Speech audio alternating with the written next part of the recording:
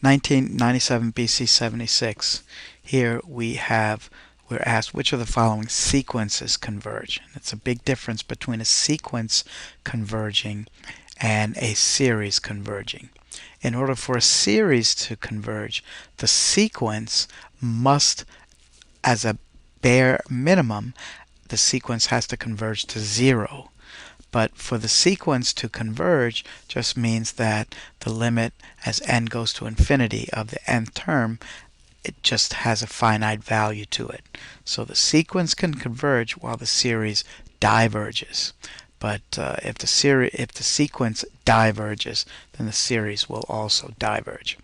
Alright, so all we're really looking for here then are limits at infinity. For example, this is just asking what is the limit as n approaches infinity of 5n over 2n minus 1, and that happens to be 5/2 from limits at infinity or from L'Hopital's rule, either one.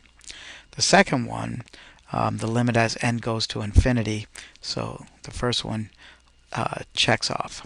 The second one, as n goes to infinity, if you were to use L'Hopital's rule, for example, you would end up with that's equal to the limit as n approaches infinity. Taking the derivative of the numerator and the denominator, you would end up with e to the n, and as n goes to infinity, then that diverges. And finally, limit as n approaches infinity of e to the n over 1 plus e to the n. And so here we're going to get the derivatives. We'll get e to the n, e to the n using L'Hopital's rule. So this comes out to be limit as n approaches infinity, e to the n over e to the n. And so that is just a 1. And so that does converge also. And so we have 1 and 3.